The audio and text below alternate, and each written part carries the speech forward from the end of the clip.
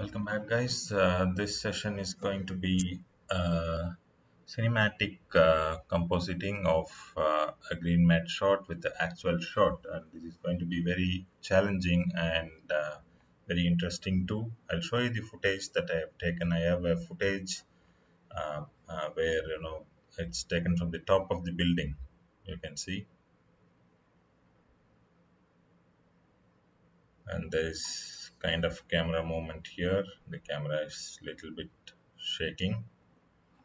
Okay, so this is one footage. The other footage is where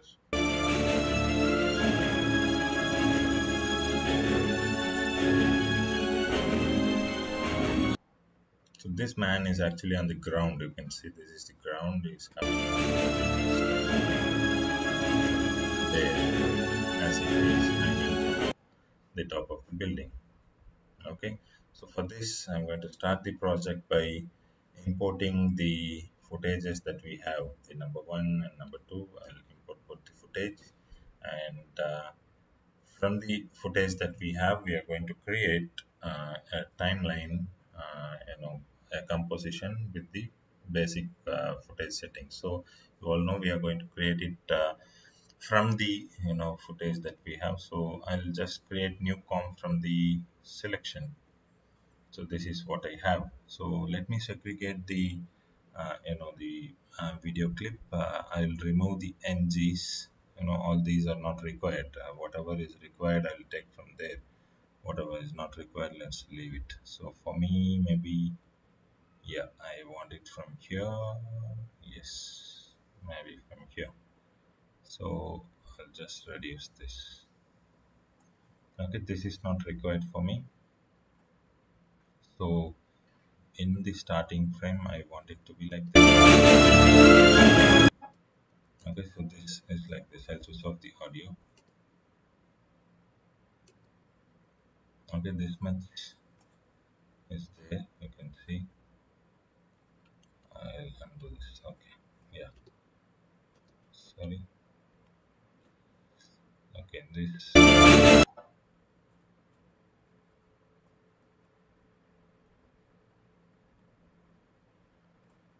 oh, he's still stitching over here. So from the point that you want, actually you can manipulate and take it. Yes, this looks fine, so I'll bring it here. His hands are still moving. Okay, only this much is enough. Okay. And more than this there is no clip. So we'll composite only till this part, to make you understand the nuances. I'll basically show you the corrections that we have to make, and then you know uh, do the settings. Okay, so this green color is very dull for me. So what I'm going to do here is I'm going to do a signed kind of color correction. Okay, so while doing the color correction I'm going to do some selective colors here, because there are so many colors, filters and effects that are available. Selective color, yeah. So drag and drop the selective color here, and here in the selective color you need to basically the reason to highlight this is to get the greens, more number of greens here. So when I drag and drop the selective color, what I'm going to do is I'm going to select the colors that we want, say greens. If I select the greens, I need to highlight the green color. So what I'll do here is I'll manipulate certain values that are here. This cyan values, let's take it to 100, and with this we'll reduce. You see the difference. Okay, the difference is here. Okay, and maybe the yellows will increase, and the blacks also will help us. Okay, now we got a little bit of green, which is a little more than what it was earlier. And this selective color you can again duplicate. Okay, Control D. When I do Control D, you see this is very strong. Now you see it's light. Now this is very strong. The green color is pretty strong, and this is how we want that. Okay, so what I'm going to do now is, we already know how to key, isn't it? We have used Keylight 1.2. So I'll take the Keylight 1.2 and drop it here, and here the screen color has to be mentioned, isn't it? So just select the screen color and choose the screen. All the greens are gone now, and green has become black. This black will help us actually to work out on the areas that you have to eliminate. Okay, so you see the hand movement here. Wherever the hand is moving, maybe here the hand is coming to the end. Okay, so select the pen tool, and then you need to define the areas that you wanted to actually mask for the keying.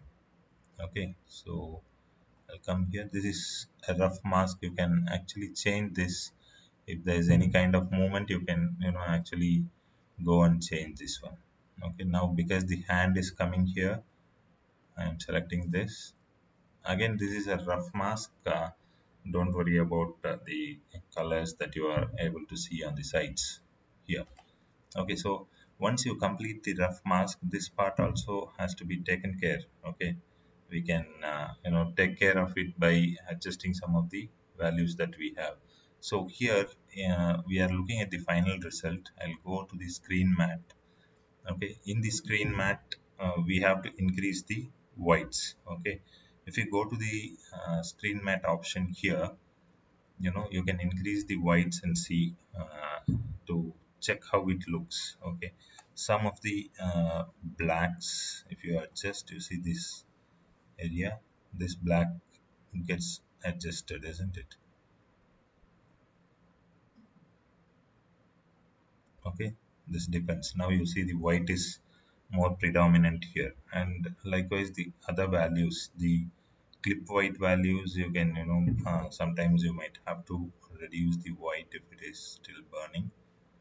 I'll reduce. What is happening to clip white here? No, this is fine. Okay, clip white is 100.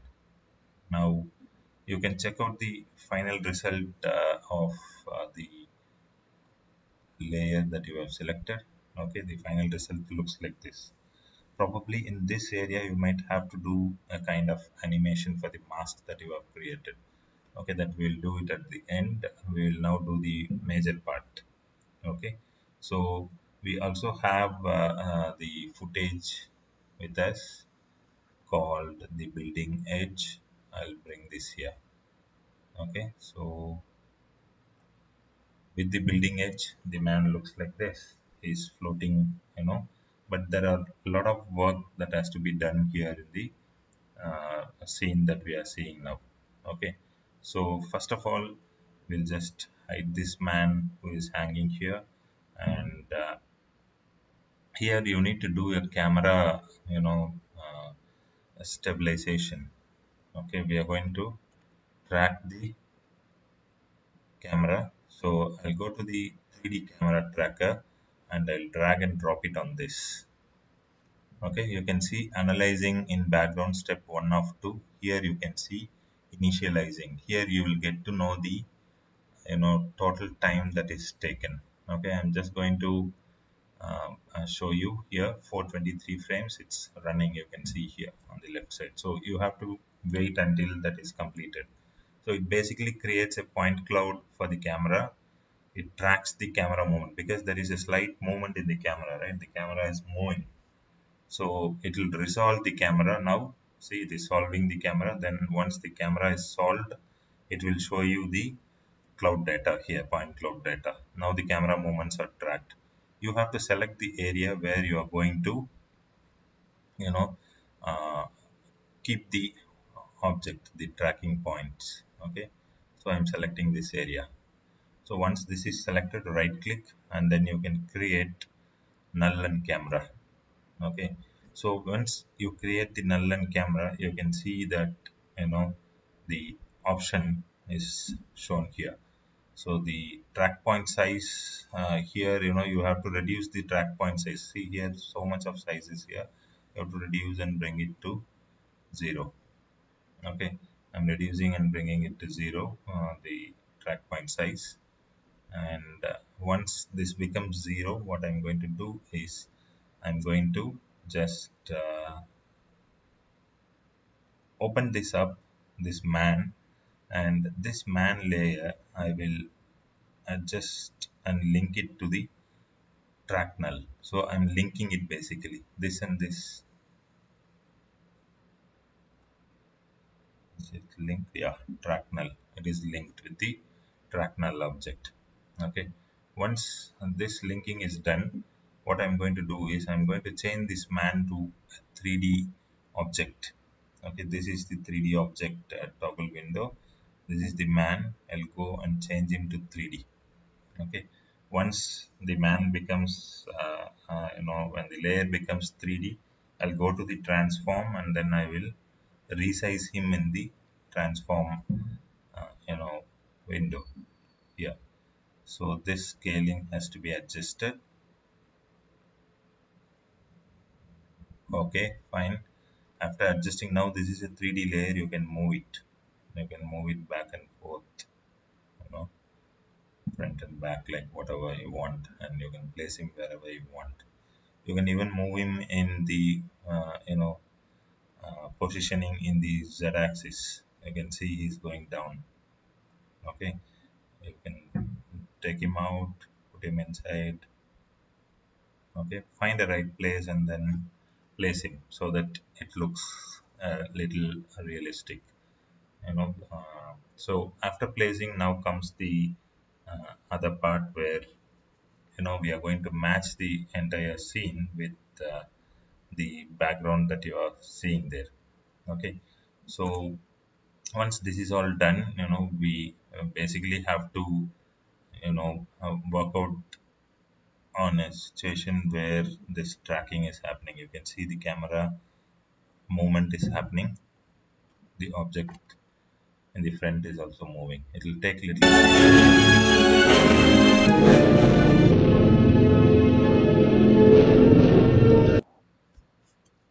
Okay, so is moving. So once this tracking part is done, we are now going to go and then basically do a kind of color correction. You have so many this thing here, effects for the color correction. I'll go to the man layer, effect, color correction, and CC color toner. This tone I have to match with this tone.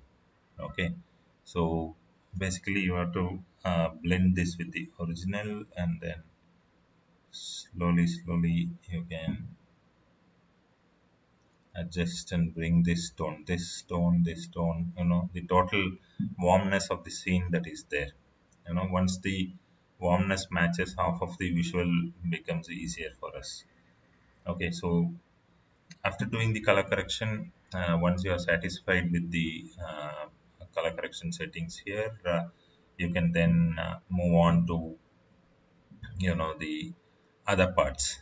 Okay, what I'm going to do now here is I'm going to create a new adjustment layer, and in the adjustment layer I will create adjustment layer. This adjustment layer is for the background footage, the background footage that we have. So for the background footage, I'm going to select the areas that are there for the background only, not exactly closer to that, but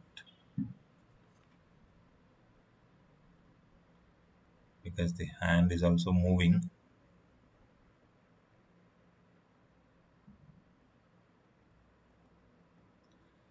this building is very close to us, the background is very far away from us, so I have selected this and in the adjustment layer in the mask, you open the mask and then you can play with the mask feather. You can make a sort of feather here, and look for a Gaussian blur, or yeah, Gaussian blur mostly works. I'll take and apply to the adjustment layer. Look at the background here. When I increase the blurriness, you can see the background is a little bit blurred, because that is how it looks with the camera, isn't it? When there is a camera, that's how it looks. Now coming to the hand man here, let's track the hand movement. Only once the hand comes here, okay, this part has to be removed separately with another mask, probably, if you want. Okay, so find out how it works for you. Okay, you have to spend a little more time in animating this. So this is the mask area that we have created for the man now. So this will be the mask number 2, and this is going to be inverted. No, this, okay. So probably instead of creating this mask, what we will do is we'll delete this mask and then play a sort of mask path animation for this. So till here, okay, we'll copy this. I'll move to the next frame. So in the next frame, the mask comes here, isn't it? Sorry.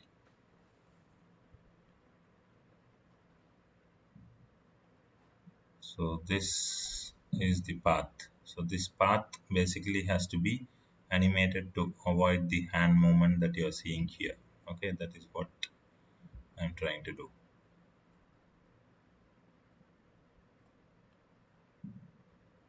Okay, so here it is like this. Even here, what I will do is I'll select this also, just to get rid of this color that is visible. Okay, so this frame, then this frame, then this frame, again it's going back. Okay, so only those 3 frames you have to take care. Here you can show a little bit of detail while you're animating. Okay, so that can be taken care. So once this is taken care, once the background looks a little blurry, now you are almost close to that, isn't it? When you're almost close to that, you have to next move on to creating some kind of realism. Some real effect should be there for people to feel that this is a real shot. So what we will do is, this is the hand man this thing, yeah. Okay, so for the hand man, what we'll do is we'll have to basically defocus the uh, the legs. So I'll go create a new adjustment layer. Probably for this I'll rename, this is for legs. Okay, so here's the project. Okay, so this is for legs. Okay, here what I'll do is I'll select the pen. I'll check out how the legs are moving here, because this leg part, if I start defocusing, if I go and blur, maybe you can even use blur here. This is for the legs. Okay, and blurriness. You can see the legs are blurred. This is how a camera shot really looks, isn't it? This has to be blurred, this has to be more detailed, you can see. So this gives a kind of realistic feeling for people who watch your visual effects. That's the actual job of a visual effects editor. Okay, if you want to bring in more reality to this, you can do some more additions to this, where you can have this man here. Press Control D, you can duplicate, and this one you can hide, this hide. This one you can rename as shadow. Okay, this shadow thing, when you are renaming, for this you need to apply an effect. Okay, so you have a lot of color correction effects here, you can see. Basically what I'm trying to do here is I'm trying to reduce the color levels. Okay, when I reduce the color levels, automatically I will be removing the colors. Okay, I will be just removing all the colors and I will bring it to black and white. So if I'm bringing it to black and white, if I go to the curves, you can see easily I can make this,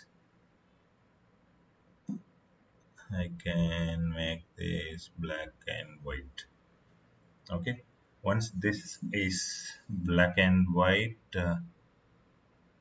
okay, here if I apply a Gaussian blur for the shadow, I increase the blurriness, you see this is blurred. Okay, now if I just go to the uh,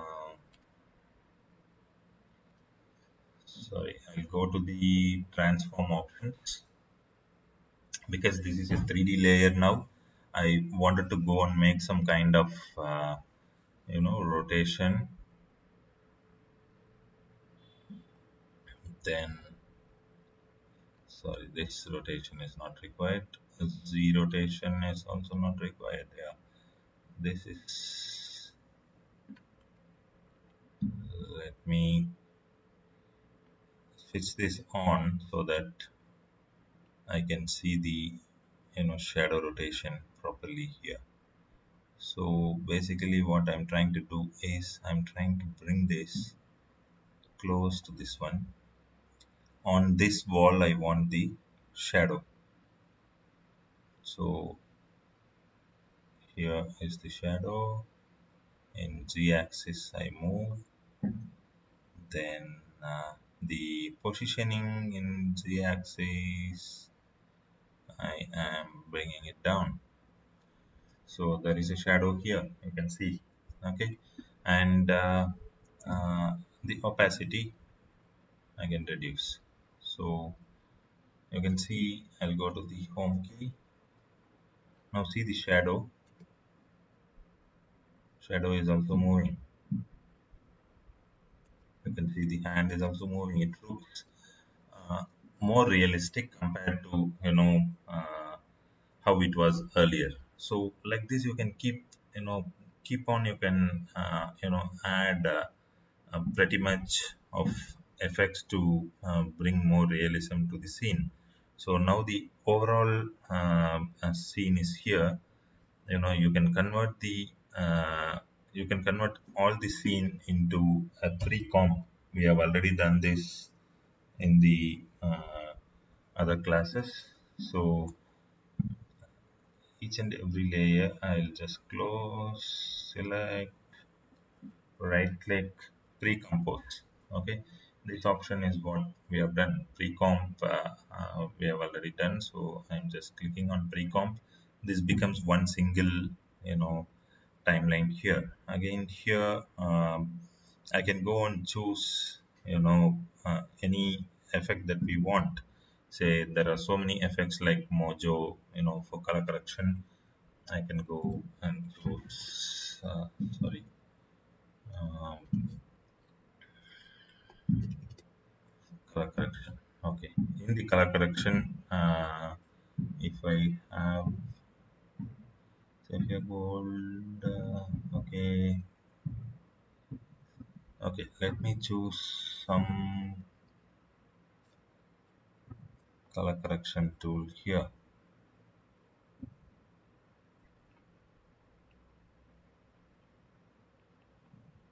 Okay, the Mojo is not available. I'll just go do a color balance. So if I do any color balance here, it affects the whole scene. You can see the entire scene that I have created, will have the balance so that the whole scene looks pretty good.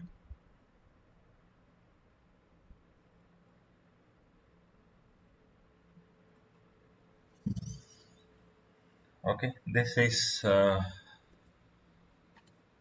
how the compositions are done, and this frame, if you have any, you know, jerk in that particular frame, you can adjust the keying. You can adjust the mask. Just adjust the mask here, then things will be all right. So the tracking works here. The man is still jumping. Just in case you wanted to create beautiful music for this, I have given you a music here. So drag, drop. Maybe pull this, pull. Let me check the waveform. You can see here. So here starts the music.